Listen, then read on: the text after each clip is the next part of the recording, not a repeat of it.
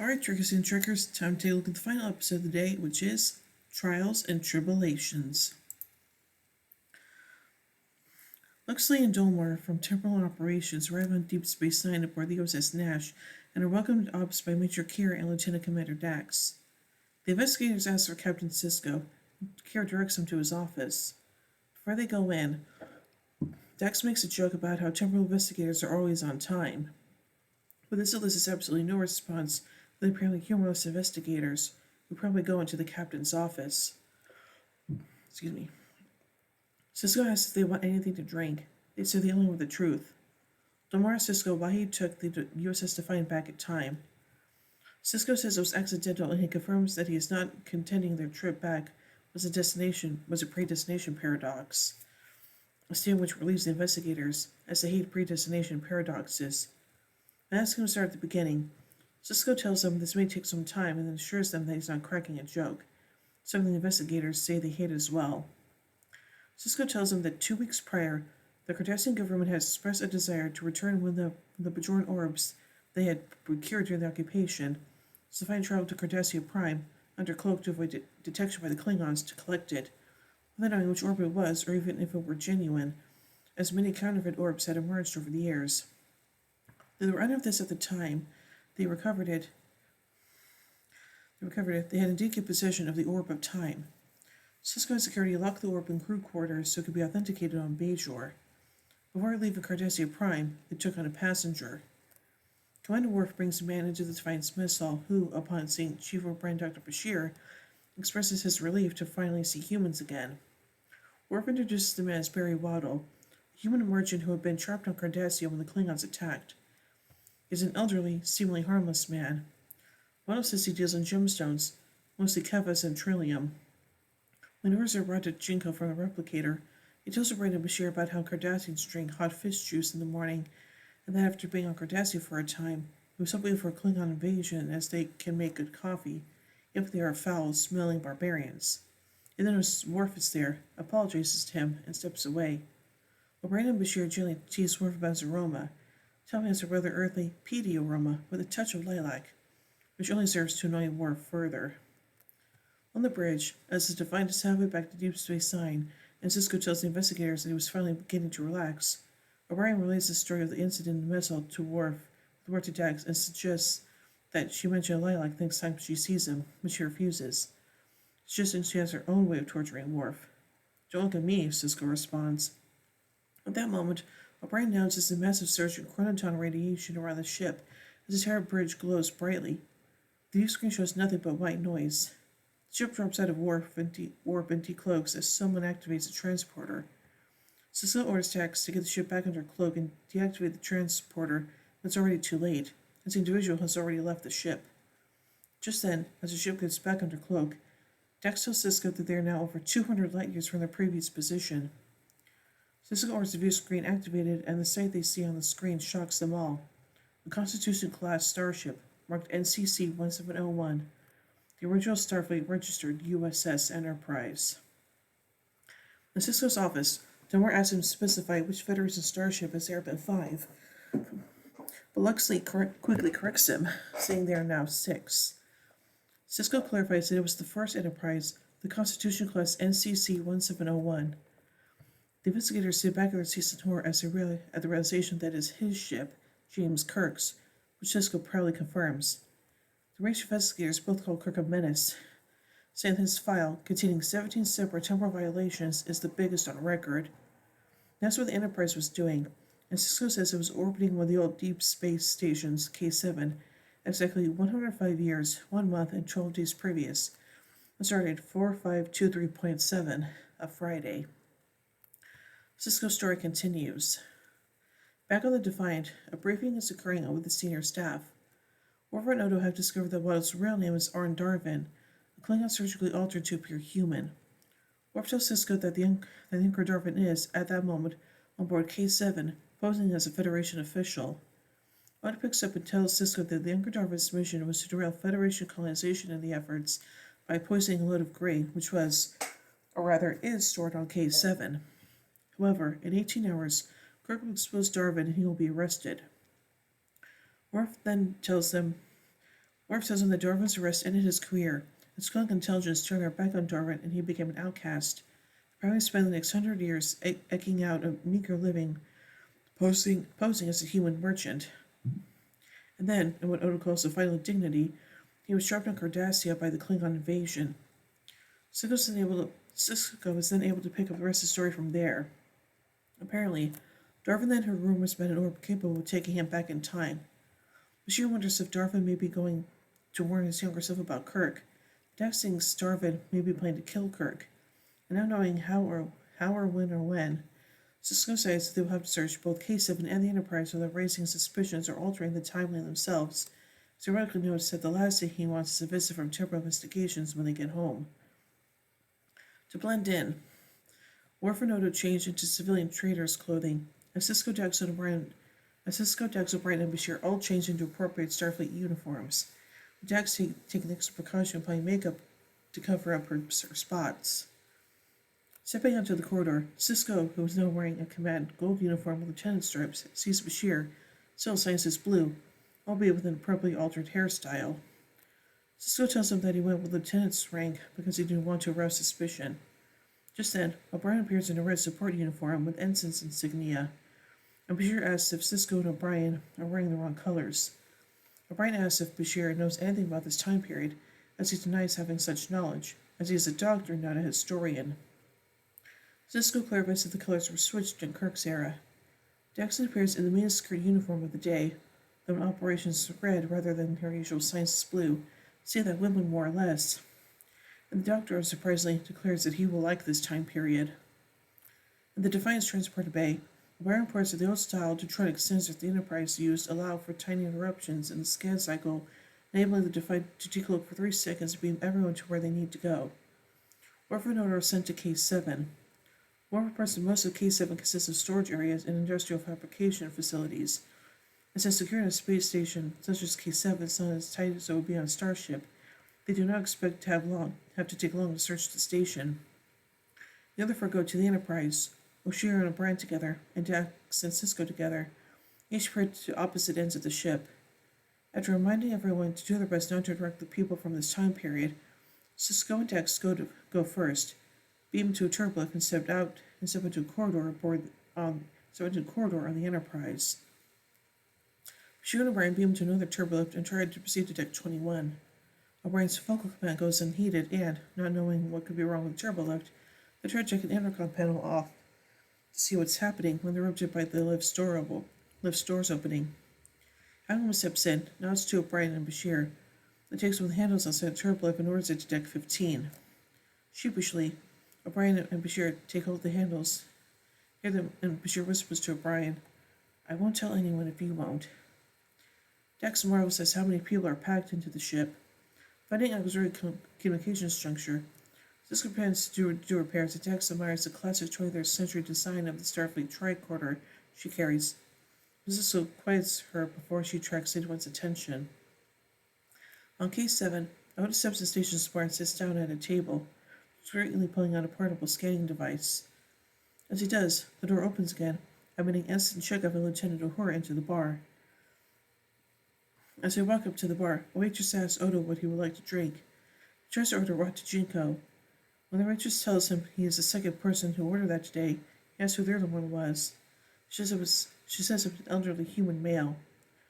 She tells Odo that he said he would probably be back later. Then, after being informed that Rata Jinko is Klingon coffee, she tells Odo they have no Klingon beverages, and so he sells for Thurkelian tea. As he sits at the bar and watches, he sees Uhura obtain a triple from Cyrano Jones. Back on the Enterprise, Bashir continues to scan for Darvin. O'Brien is supposed to be conducting repairs so as to blend in, but unfortunately, he cannot make heads or tails of it, and it's all cross-circuited and rewired. Bashir jokes that it sounds like one of O'Brien's repair jobs. Both are entered by a young engineer who wonders why they're working on that panel, because Scotty told him to do it. Then wonders why they need a doctor to repair a power relay. She makes up a story about conducting study of work-related stress and is checking O'Brien for stress. After O'Brien accidentally pulls out a circuit that darkens the whole deck, he replaces it. Bashir tells O'Brien he has seen enough and that they need to go to sickbay. Brian tells the engineer he appreciated it if he didn't mention this to anyone. The engineer says he won't, and expresses hope that O'Brien feels better soon. On K7, Worf enters the bar and sees Odo sitting at a table. Worf tells Odo he has finished searching the primary habitat levels. Before he can get any farther, he notices trailing sound and demands to know, what is that noise? Odo says the sound is very soothing. He also trample up it and squeals at Worf, who disgustingly recognizes it. Odo has Worf sit down before he attracts any further attention. Sitting down, Worf asks Odo where he got it. He tells Worf that he got it from one Cyrano Jones, who says the trouble's like everyone, but apparently not Worf, a feeling which Worf shares. He calls the trouble a detestable creature, noting that feeding a trouble more than the smallest morsel will cause prolific reproduction. Worf tells Odo how troubles were considered mortal enemies of the Klingon Empire, which Odo was amazed to hear. I find it hard to believe that simple trouble could be someone's mortal enemy. Worf further explains that the Empire considered troubles to be an ecological menace, and that many warriors had set out to kill any and all troubles that they could find. Once a trouble home was located, the Klingon Armada obliterated it. According to Worf, troubles were considered extinct by the end of the 23rd century, which Odo directly calls another glorious chapter in Klingon history, and then proceeds to ask Worf mockingly, "Tell me, do they still sing songs about the great Tribble hunt?" Before Worf can say anything else, the station goes to red alert. The same has happened in Enterprise. So everyone rushed to battle stations. Dax asks Sisto what they should do. He says they should do the same. The Defiant an empty turbolift and Sisko contacts the Defiant, or at least he tries to. Slaps his signal as a uniform out of habit, expecting to be the working comm badge that it is not. After a moment of realization, he pulls out the OSOC communicator and this time successfully contacts the Defiant. Q reports that a Klingon D7 class battle cruiser has dropped out of warp and is approaching the station. Sisko asks if the Klingons have locked weapons, and Kira says they have not as yet. Recognizing something familiar, Dax asks Kira to identify the Klingon vessel. She identifies it as the IKS Groth. Dax immediately recognizes it as Koloth's ship, and she tells Sisko that Koloth is not here to attack. She remembers Koloth telling him about how he once traded insults with Kirk on a space station near the Federation Klingon border, and he regretted never getting to face Kirk in battle. Kira then reports that the Klingons have just beamed 2 people to the station manager's office. Dax remembers one of them being Koloth, and asks Sisko if they could beam over to K7, as they know that Darvin was there a short time ago. However, Sisko refuses, tells Kira to contact O'Brien and have him and Bashir prepare to transport to the station. Dax wants to see Koloth and points out that it's not as he would have. Dax points out that it is not as if he recognized her. Sisko stands firm. After closing John with Kira, Dax says it would have been fun, but Sisko corrects her. It would have been too much fun. Sisko informs the investigators that Dax was indeed correct. The Klingons only wanted shore leave. Captain Kirk allowed the Klingons to beam over in small groups. As the railroad ceases, everyone resumes their search for Darvin. Kira contacts O'Brien and Bashir on the Enterprise, telling them the next band-shifting Enterprise's scan cycle is coming up. O'Brien tells her they will be ready. He and Bashir tuck into a turbolift, but Lieutenant Watley is there with them again. She notices that Bashir has left the flap open his tricorder, thereby draining power. He closes and thanks her for the tip. Watley asks Bashir if he's a doctor, which replies in the affirmative. She says that she's just transferred over from the USS Lexington, and O'Brien, acting as a regular member of the crew, welcomes her aboard. Watley tells Bashir that she'll be in sick bay the next day at 1500 hours for a physical, and tells him her name as she walks out the turbolift. Bashir recognizes his name as his great-grandmother's last name and wonders if it could be her, which O'Brien scoffs at, as the odds of that happening are astronomically small. Since no one met his great-grandfather, he then began wondering if he is supposed to meet her later in a predestination paradox and become his own great-grandfather. O'Brien accuses Bashir of being ridiculous, but he begins to convince himself that if he does not meet with Watley, he may not ever be born. Just then, Kira calls and asks O'Brien if they are ready for transport. Bashir's reply, "Are we ever?" Bashir denies being able to wait to get back to Deep Space Nine and watch O'Brien's reaction when he finds out Bashir was never born, a comment which causes a smirk from O'Brien as they beam out. Elsewhere on the Enterprise, Cisco and Dax are near another panel, pretending to work on it. When Dax looks up, he sees Commander Kirk and Commander Spock walking towards the intercom close to them and gets Cisco's attention. Look at the two legendary Starfleet officers for a moment. Then Cisco reminds her that they are supposed to be only maintenance crew members doing their jobs. Dax cannot help looking as Kirk deals with the intercom transmission. She notices how he is so much more handsome in person. Cisco tells Dax how Kirk had a reputation for being a ladies' man. She reveals herself to be referring to Spock instead. At that moment, Cisco closes the panel, takes Dax by the hand, and they walk away from Kirk and Spock. Dax admits that Cisco does not want to meet Kirk. Cisco calls it the furthest thing from his mind, as they have a job to do. Dax reminds Cisco about how Kirk is one of the most famous captains in Starfleet history. Cisco then admits that he indeed would like to meet Kirk, shake his hand, and ask him about finding the Gorn on Cestus 3. That, however, is not the reason that they are there. Dax concedes Cisco's point, but laments that as she remembers this time period, it's difficult for her to not want to be part of it again. At that point, the turbo lift opens, and they enter. Bashir and O'Brien enter the bar on K7, whereupon they good-naturedly tease Odo and Worf sitting at the bar for at least 3 hours while they were crawling through conduits on the Enterprise and the station. Odo says they believe that Darwin will return, and Bashir picks up on that Rectogeno hint, a clue that others might have missed. Before they can say anything else, Chekhov, Scotty, and Freeman enter. O'Brien is amazed, by mistake of Freeman for Kirk. Worf admits that it would be an honor to meet Kirk. O'Brien suggests they buy Kirk a drink, but reminds them that they cannot. O'Brien agrees. A start in Thailand would be too great a risk to take. Righteous comes up and asks what they want, including a warning not to dare ask her for Rectogeno. She then points out the Klingons when Odo asks who else ordered Rectogeno, but they fail to recognize the Klingons as such. Says of nothing like Worf or any other Klingons. That the crew had met. When they act confused, the waitress says that they have had enough to drink and walks away. Everyone at the table looks over at Worf, wondering what's going on. Worf tells them that those are Klingons, and there's a long story that Klingons do not discuss with outsiders.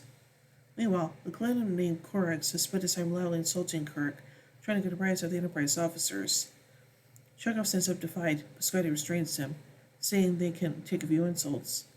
O'Brien is impressed at how Kirk, actually Freeman, is ignoring Korax. At that moment, the confused Bashir asks if that really is Kirk, and O'Brien says it is, but the Bashir points out that the man is only wearing lieutenant's stripes. Odo says they have more problems at the moment than a case of mistaken identity. Just then, Korax begins assaulting the Enterprise herself, which really gets under Scott's skin. He is the engineer, after all. When Korax, who had called the Enterprise a sagging old rust bucket designed like a garbage scow, clarifies his stand by claiming that the Enterprise should be hauling garbage, but instead that it should be hauled away as garbage. Scott slowly stands up and punches him. Every Klingon Starfleet officer stand up immediately, and then, despite Odo's efforts to stop them, Bashir, O'Brien, and Worf all stand up. Everyone ends up in the huge bar with a brawl. When the door opens to admit more Enterprise security, Odo notices Darwin in the background and asks the Klingon off of Worf so they can both give chase to Darwin. Meanwhile, caught up in the fight, Bashir and O'Brien failed to notice Worf and Odo's departure and are themselves, shortly after, arrested by the security officers and taken into custody along with the other crew members who were involved. In Cisco's office, the investigators are not happy. The regulations clearly state that Starfleet officers must take all precautions in taking minimal part in historical events. Cisco admits that they made a mistake, but it caused no alteration on the timeline. Demore is also convinced and goes so far as to point out that this could be an alternate timeline as far as they know. But Cisco says that if they had altered history, they would know immediately upon their return. After exasperately wondering out loud why everyone he interviews always has to mention that particular fact, Luxley bids Cisco to continue. Cisco tells them instead of going to the brig, the arrested officers were taken in for questioning. Bashir and O'Brien find themselves in the line in front of Kirk, who wants to know who started the fight. Kirk also been asked O'Brien who started the fight. O'Brien tells Kirk he does not know. Likewise, Chekhov tells Kirk he does not know who started it. When no one confesses, Kirk confines everyone to quarters until he finds out who started it. After they are dismissed, O'Brien and Bashir walk away as quickly as possible. O'Brien is astounded that, of all the people in the lineup, Kirk asked him about the fight, and that, and more astonishingly, he ended up lying to him. O'Brien says he wishes Keiko could have seen it. After accidentally stepping on Tribble, Bashir wonders who left it out in the corridor alone. Arrived in the corridor, O'Brien realizes that Tribble is actually far from him alone. Meanwhile, Odo and Worf have captured Darvin in the midst of the fight on K7 and beaten him back to the Defiant. Odo tells Darvin that he will face some very serious charges when they return, but Darvin says they would not dare put one of the greatest heroes of the Klingon Empire in the brig, for which Worf angrily tells Darvin that he is no hero to the Empire. But Darvin says he will be one soon and wants a statue in the Hall of Warriors to have him stand with Kirk's head in one hand and a dead Tribble in the other. Worf grabs Darvin and demands to know what Darvin did. Did he hire someone to kill Kirk or sabotage the Enterprise? But Darvin says that though he did nothing like that, Kirk said will have a certain poetic justice to it. Shortly thereafter, Sisko, who was still brides with Dax, is hear from Odo that Darvin has planted a bomb in a Tribble.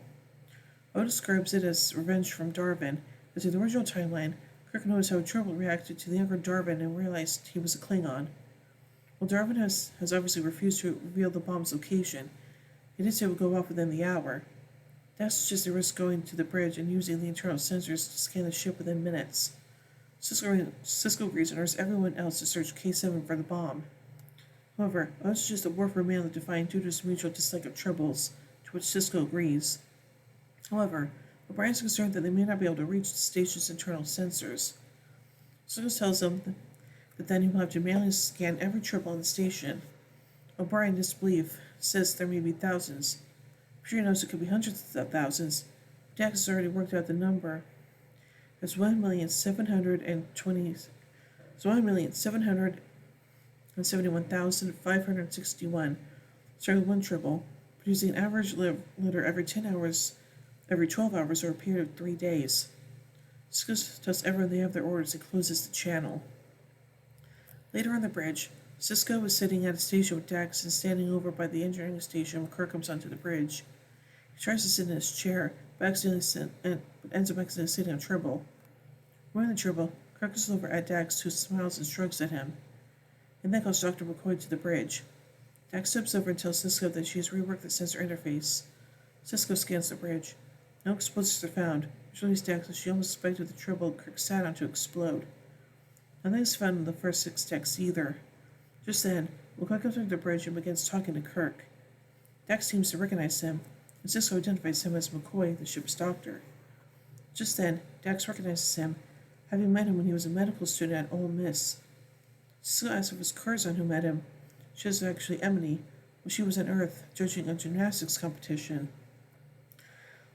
Dax tells Sisko that McCoy had the hands of a surgeon and that she knew he would be a doctor. Response suggests their acquaintance may have been more than purely social. Sisko and rescuer having to respond by the completion of the scan. There are no explosives aboard. Dax, seeing the obvious, says the bomb must be on K7. In the bar on K7, Odo, Bashir, and O'Brien are searching through their troubles frantically when Odo gets a call from Sisko telling them the bomb is not on the Enterprise, thus it must be over there. Fortunately, Odo reports that they have been only scanned 2 decks so far. When Sisko offers to send more people over from the Defiant, Odo tells them it's no ma'am. Sisko tells them that it is no manpower shortage, rather, it is that the Troubles are multiplying so fast that they cannot keep up with them. Dax suggests that she and Sisko stay close to Kirk, as Darvin will likely have put the bomb someplace he knows Kirk will be in the next half hour, and as a result, Kirk may lead them right to it. Odo says they will keep scanning the Troubles for now. Sisko and Dax get set up in the recreation room when Kirk and Spock come in. Kirk, upon ordering his chicken sandwich and coffee, sees the Troubles are all in the food slots. Kirk tells Spock, "I'll place on the ship. Undercover takes every man we've got and want them off the ship." Scott comes in with the armful of Troubles and tells them the Troubles are in the machinery and probably all in the other food dispensers as well. Probably having gone there through one of the air vents. Spock realizes there are similar vents in the station and in the storage compartments. Kirk realizes this, interrupting him.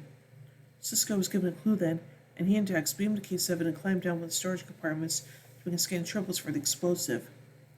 Cisco notes that most of the triples are dead, as the grain has been poisoned. Dax detects a faint Trugabalt signature, indicating that the bomb is in the compartment somewhere. They must scan their triples when they hear a strange multitone beeping sound. As it turns out, that sound is Kirk, outside, trying to open the overhead hatch leading into the storage compartment. The line does get open, and ends up buried in triples. Cisco Dax see the hatch open, and as it turns out, Kirk's opening the hatch exposes the bomb-laden triple in the storage compartment. Dax realizes right in front of them. Cisco begins searching frantically for the bomb, tossing the triples away as he scans them, some falling through the hatchway and landing on Kirk. Down the floor, Nils bars threads to hold inquiry against Kirk, saying there must be thousands of triples. Kirk laments there must be hundred thousands. Spock comes up with an exact figure of 1,731,561. He is actually 4 million decks that Dax had used earlier. In the hold, Cisco and Dax hear this, look at each other and simply shrug. Just then, Cisco finds a bomb-loaded triple. He places the triple bomb in his tricorder, contacts Kira, has to beam the bomb into space, or explodes harmlessly. As they start to get up, Dax tosses his triple down in her hand down, where it falls through the hatchway onto Kirk, causing him to ask in anguish, "Close that door." Cisco tells the investigators that after the bomb exploded, his routine interrupted, and, thanks to Triple's characteristic alarm chirps and McCoy's tricorder scans, Kirk was Darwin as Klingon agent exactly as before. By the time the DS9 personnel returned to the Defiant, Kara had figured out how to use the orb to return the ship back to its proper time. Back in Cisco's office, the doctor asked if that is when they returned to the future. Cisco's forcement then was not. There was one more thing he had to do. Something thought of since he first saw the Enterprise on the Defiant's view screen. Cisco goes over to the Enterprise's bridge and brings the duty roster over to Kirk, seated in his chair, for the latter's approval. As Kirk looks it over, he looks over at Cisco and asks his name. Cisco tells Kirk his real name and that he's been on temporary assignment on the Enterprise. Before Cisco left, he just wanted to tell Kirk it was an honor serving with him. Kirk smiles, nods at him, and tells Cisco, "All right, Lieutenant, carry on." Cisco thanks Legendary the captain and leaves the bridge. Spock and Uhura watch him walk away. Back in his office, Cisco tells Demura and Luxley that if they wanted to put a reprimand in his file for that, they are welcome to do so. The boss number tells Cisco they will have to review everything before making a final recommendation. It does not seem as if any harm was done. Demura says he probably would have done the same thing himself, given the chance. Cisco walks them out of the office. Luxley tells him he will have their full report in about a month, but that he should have nothing to worry about. So Cisco admits he is happy to hear it, as the investigators then quietly leave the station. Heading directly for their ship at docking port 7, Dax asks Cisco if it went well. He says it did. Kara then tells Cisco that Odo wants to see them on the promenade. Odo asks Cisco if he told the investigators. Cisco said they did not ask, and that he is open to suggestions. Dax quips that they could build a new station. It turns out that Odo brought his troll back with him, and that it reproduced. True to Worf's warning about them, a certain number of the creatures now roll over the promenade, particularly Quark's bar, one that he was sitting on Quark's head. Wow. Wow. Excuse me. Wow.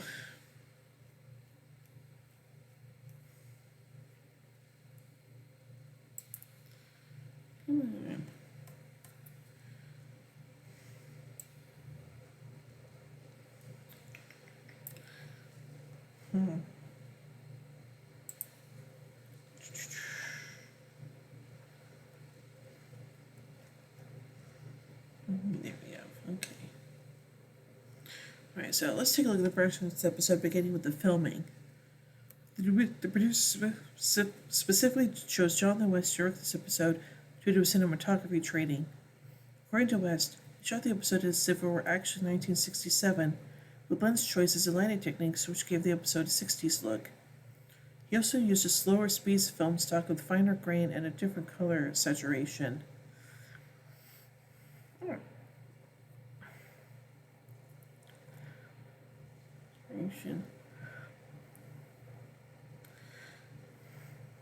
Instead of the faster film stock,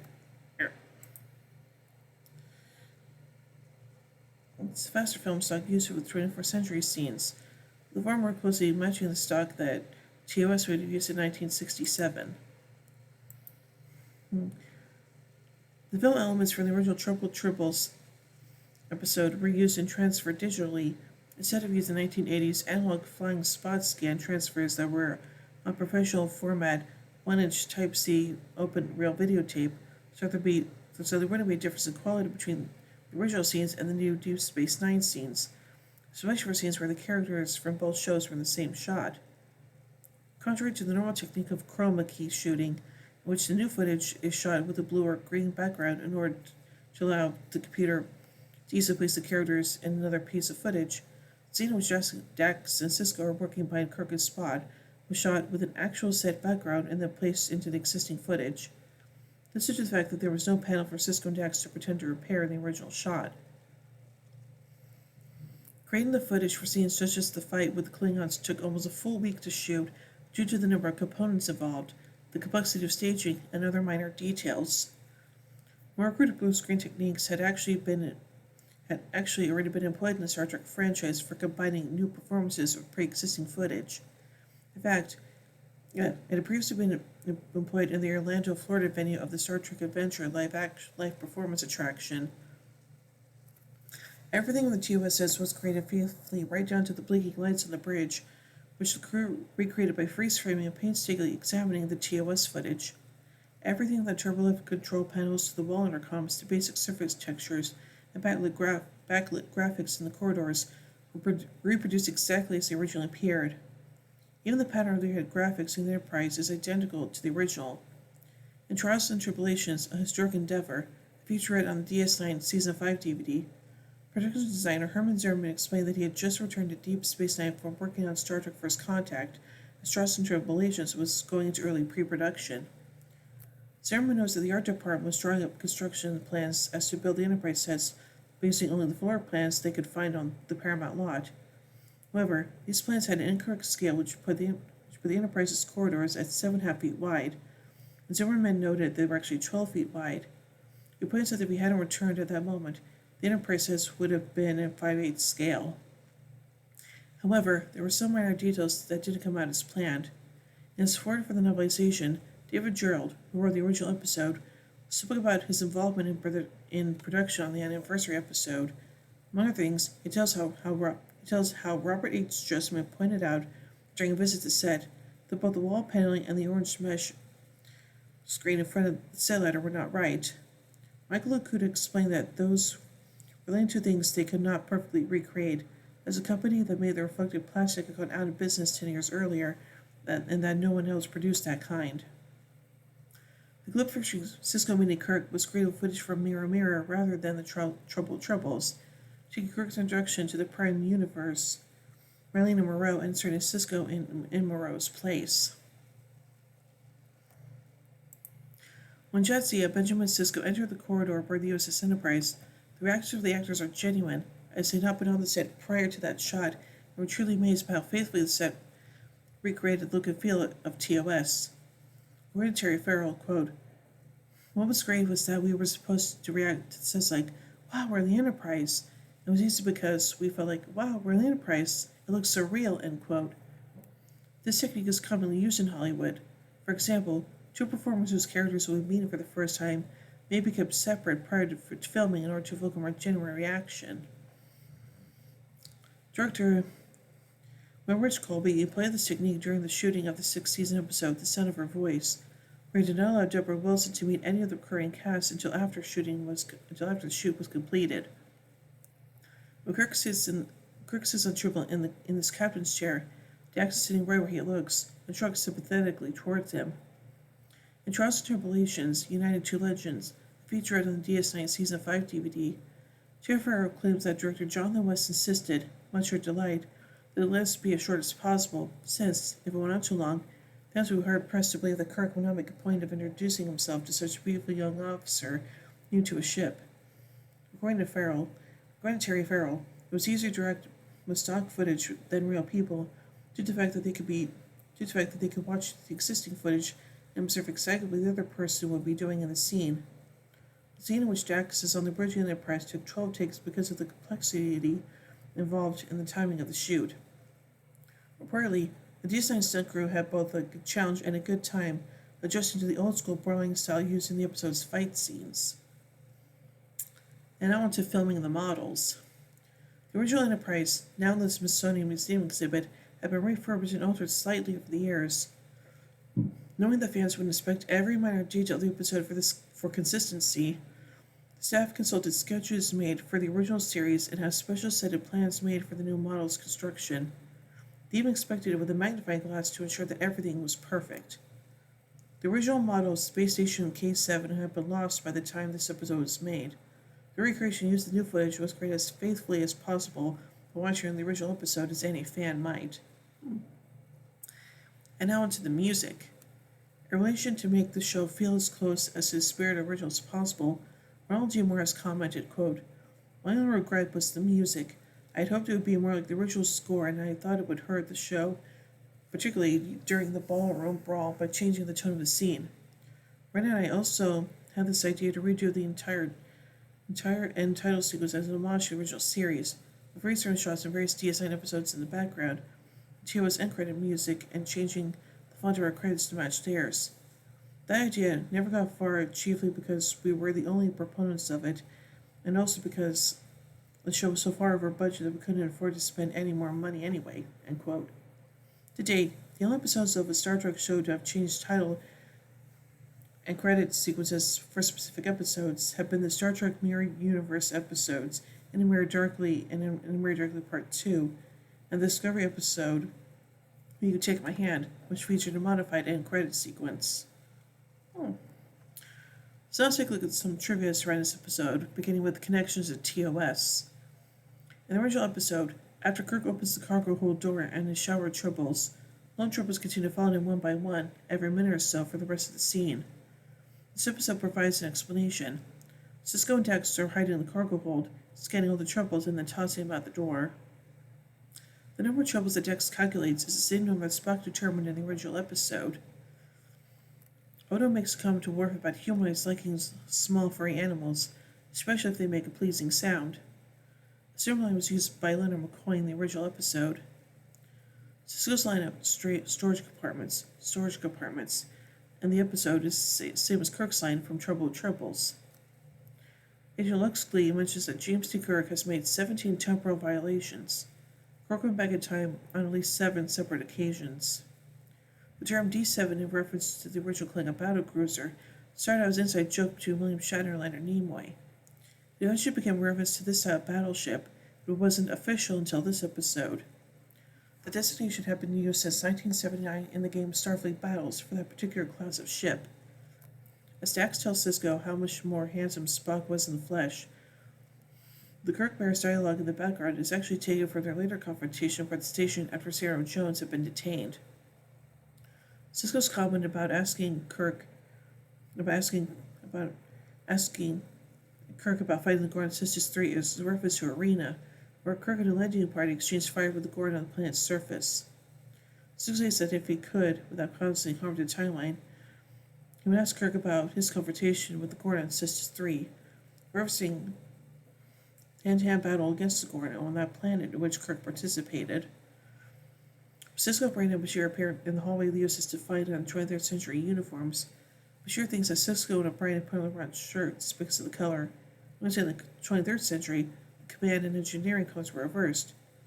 O'Brien replies, "Don't you know anything about this period of time?" Bashir responded, "I'm a doctor, not a historian." Well, Demore references the date of the original incident, and Luxley adds that it was a Friday. It's a reference to the fact that the Trouble with Troubles originally aired on a Friday. According to Delmore and Luxley, this episode takes place 105 years, 1 month, and 12 days after the events of the Trouble with Tribbles. Quark appeared in this episode, but Armin Shimmerman has no spoken lines. This is the only episode DS9 where Quark appears in, but has no dialogue. Darvin poses Barry Waddle, claims that he deals in, among other things, Kelvis and Trillium. The two materials that Spock claims he dealt with while posing as a Vulcan traitor in Errand of Mercy. O'Brien believes that Lieutenant Freeman is Captain Kirk. The actor in that scene, Paul Baxley, was a regular stunt-double for William Shatner in the original series. The Anchorage said this episode is based on the original Star Trek episode The Trouble with Tribbles by David Gerrold. This is the first episode of Star Trek since the counterclock existed in 1974 to feature any scene set in the 23rd century. This is the first episode of the original first appearance of the USS Enterprise since destruction was shown by the Klingon ambassador as he addressed the Federation president in Star Trek IV: The Voyage Home. The bridge of the Enterprise did appear in the Next Generation episode Relics. It was merely a holodeck recreation. It's also the first of only seven appearances of Constitution class in a live-action Star Trek series since the original series. Although the second was as he was as defined in an Enterprise. It was as defined in Anywhere Darkly Part 2. There was the Enterprise's final episode, These Are the Voyages, but the latter was later a montage sequence. Scanning appearances as a graphic display or tabletop model. The fourth was in episode 15 of Star Trek Discovery, The Fifth and Brother, the sixth and seventh Such Sweet Sorrow, and Such Sweet Sorrow Part 2. And now let's take a look at some cast trivia. David Gerald, writer of the Troubled Tribbles, can be seen in two scenes, playing an Enterprise crewman. He is a gray-haired man who passes Sisko and Dax when the Enterprise goes to Red Alert. Bashir O'Brien later see him petting a Tribble in the corridor, which is actually an original Tribble used in the Troubled Tribbles. Gerald thought the episode was, quote, one of the clever Star Trek scripts I've ever read, end quote. The permission of the TOS actors had to be sought to use their performances in the various episodes the archive footage was taken from. Jacob produced 3 months to negotiate for the use of the footage. Walter Koenig remarked he was paid 8 times more for the use of his likeness than he was for the original episode. George Takei does not appear in this episode. This was, however, remedied by his appearance in Star Trek Voyager's 30th anniversary episode Flashback. Stanley Adams and Webb Bissell had passed away by the time this episode was produced, making them the 2 posthumous performers in the archive footage. King himself visited the sets and showed Cole Meany and Alexander Sigget how to properly interact with set pieces. Carrick Lofton, who plays Jake Sisko, does not appear in this episode. After Michael and Sarah, John Colicos, and William Campbell, Charlie Brill is the 4th and final actor to reprise the role which he had originally played on the original series in one of episodes of Deep Space Nine. All 4 actors played Klingons. And now finally let's take a look at some other trivia. The Intertemporal investigators, Delmore and Luxley, are anagrams of Mulder and Scully, the paranormal investigators of the X-Files. Excuse me. Indeed, when meeting Sisko's office, Delmore tells him he wants the truth. Luxley is more skeptical about elements of Sisko's story. The writers considered having won the character Silver Line, the truth is out there. When Bashir suspects he's spreading a predestination paradox and is destined to follow with Lieutenant Watley, become someone's ancestor, he remarks to Chief O'Brien that surely he has attended elementary temporal mechanics at Starfleet Academy. However, as an enlisted crewman, O'Brien has never been to the Academy. Worf met an elderly Scotty 101 years later, was serving with his Enterprise D in Relics. O'Brien was also serving with Enterprise at the time, but it was not known if he and Scotty ever actually met. The USS defined bringing some Tribbles back to the 21st century, as representatives of the original Enterprise crew bringing 2 humpback whales with them for the 20th century into the future to repopulate the species. The second time that a previously eradicated species repopulated with specimens brought back a result of time travel, the first being humpback whales George and Gracie in 2286. This marks the second story in which time travelers brought extinct species back to the present. Dex claims that Koloth once told Corazon he regretted not facing Captain Kirk in battle. However, in the Star Trek The Animated Series first season episode More Troubles, Koloth fought the Enterprise several times. So due to the fact that TOS was officially declared non-canon by Paramount, despite TAS references being worked into the series, including the Nidosian Orchid and Broken Link. A more charitable interpretation could be the fact that Koloth and Kirk in the TS episode never had a real battle, just skirmishes and tricks. Koloth might have also been indicating face-to-face physical combat rather than a clash of starships, or possibly he identified Kirk on this occasion. This episode contains the first reference to the new Sovereign-class USS Enterprise E, as seen in the film Star Trek First Contact. As as the film Star Trek First Contact hadn't premiered yet. Sisko mentions the USS Defiant was a friendly Enterprise. Demore tells him to be more specific, as there have been 5. Lexley corrects him and says there have been 6. Enterprise NX-01 predated the Federation, and Star Trek Enterprise didn't exist as a series until 2001, 5 years after this episode was released. This episode marks the first mention of the Enterprise E, which will be firmly introduced just over 2 weeks later in Star Trek First Contact. Others remarked that Bashir's flaps open could be mistaken, taken as a reference to one's fly being open. The booster material Farrell in the past were later reused in A Mirror Darkly. So overall, this is a really darn good episode, and yeah, it's definitely one of my favorite episodes, not just from this show, but overall. So yeah.